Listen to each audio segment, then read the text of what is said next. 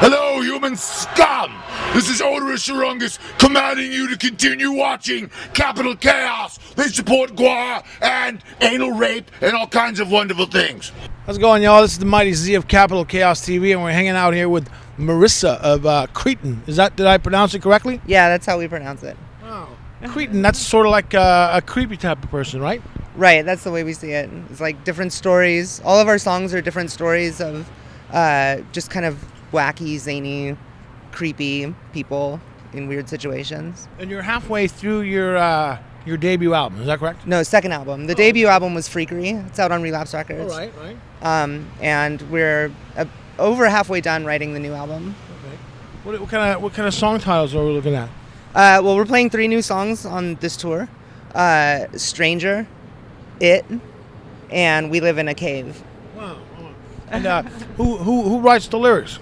Matt, our bassist, typically writes most of the lyrics. I write a few of them, but he usually writes the lyrics. He's a writer by nature, and he's very creative, and he comes up with these great zany stories. And have you all been able to contribute to the writing process? Yeah, I mean it's pretty collaborative. Like, you know, Matt and I will go our separate ways and write riffs and write whole songs, and then bring it to rehearsal, and then during rehearsal, you know, we'll refine it and arrange things and kind of. You guys have been around for quite some time, right? Well, we started in 1992, you know, as a high school band, and that's one of the great things about this tour is like the first death metal show that we ever went to was Cannibal Corpse opening up for Obituary. Wow. And so it's really amazing to be like now, you know, opening up for Cannibal Right. Corpse. So,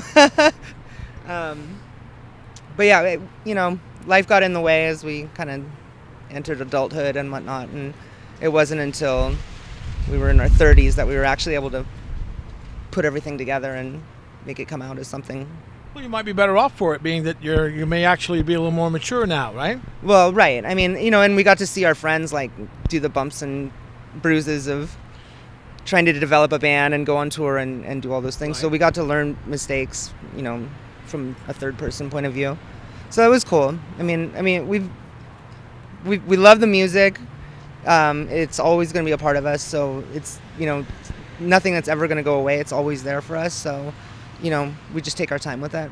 That's awesome. This is the second date of the Decibel tour. Cannibal Corpse, Immolation. Who else is on this tour? It's Immolation, Napalm Death, and Cannibal Corpse. Wow. Yeah. How sweet is that? It's been amazing. It's been amazing. This is day 4 for us. And, you know, the crowds have been great, and, you know, the turnout is amazing. They sold out in Santa Ana last night. We're sold out here in Oakland tonight. It's mind-blowing. I don't even know how to explain it, you know? No, I would imagine I'd be like in awe, just blown away every night, right? Yeah, totally. And the crowd, you guys are known as a grindcore outfit for the most part, right? Right. So, I mean, I think that we're kind of on this package in order to complement Napalm Death mostly. Because, you know, they're like the main grindcore band for everyone, and, you know, they're part of this ticket. And I think Albert from Decibel just wanted to like kind of round things out every now and then.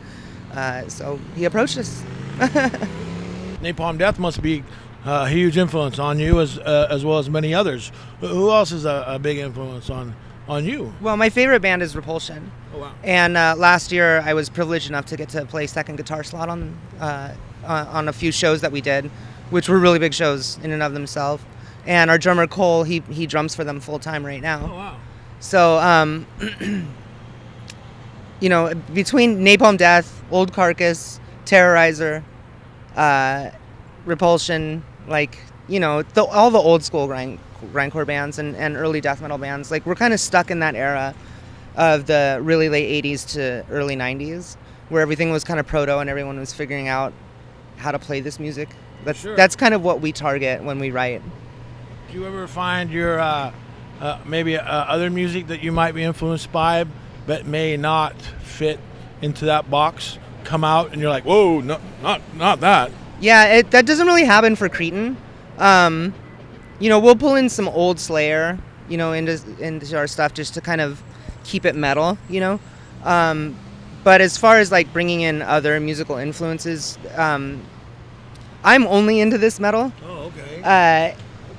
Widener is into all sorts of different things, and he creates different bands for them.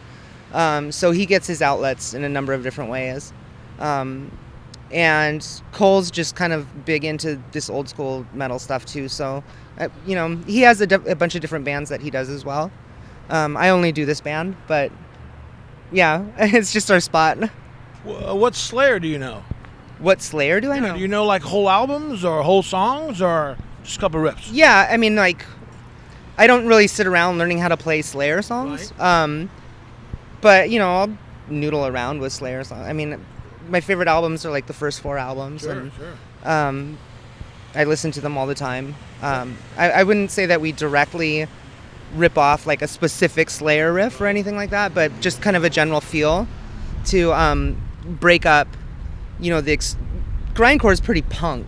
Sure. And Slayer has this kind of punk theme going through their music. Right. And we kind of use them to balance it out and keep it metal, right? Like the way they do, I guess. But yeah. Fair enough. Who do you already have a producer in mind for the upcoming album? Yeah, Matt Widener he's our bass player. He writes our vocals, or our lyrics, and then he's just a musical genius. So he records us. We do it all ourselves, which saves a big bill for Relapse. Absolutely. I'm sure they're happy about that.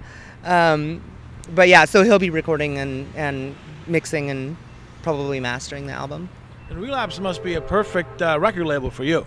Yeah, I mean, when Relapse first started, we were right there, and at that time, like, your record label mattered, right? I mean, not only were they like quality control, and they still are quality control, but you affiliated certain sounds with certain labels, right? No, absolutely. And so when Relapse came out, I mean, we were buying everything on the Relapse catalog, and we were way into him. So it was just a natural fit. Plus, all the people, like, we kind of have the same personalities. We all jive well together. So yeah. Yeah, like you said, quality control. That's a great. It's a great way to describe what record labels, certain labels that you can count on. Right. I mean, with the internet being what it is, which is a great thing, anyone can put anything out. So you're just bombarded with all this stuff, and you don't know what to listen to or what not to. But when you have a record label that's kind of saying, okay, well, this is what we're going to put out there. You know what I mean? It kind of gives you some focus, and you can find things that appeal to your general tastes. Absolutely. And you're obviously do you have anything in the store for after the Cannibal Corpse tour, or is it back into the studio? Yeah, it's right back into the studio. Like, we were about 70% done writing the new material for the album, and we got this tour. It was such a great opportunity, so we had to put a set list together and put writing the album aside and start rehearsing big time for the set list. So we've been rehearsing for like the last 2 to 3 months, and kind of just put everything on the back burner. But as soon as we're done, like, we're gonna just pick up right where we left off.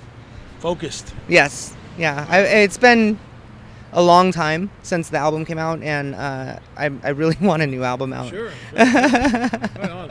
Well, Marissa, thank you for spending some time with me in Capital Chaos. Is there anything that you would like to say to anybody that might be watching this? I hate being put on the spot like that. Oh, okay. Well, let's just say fuck it then, right? Fuck it.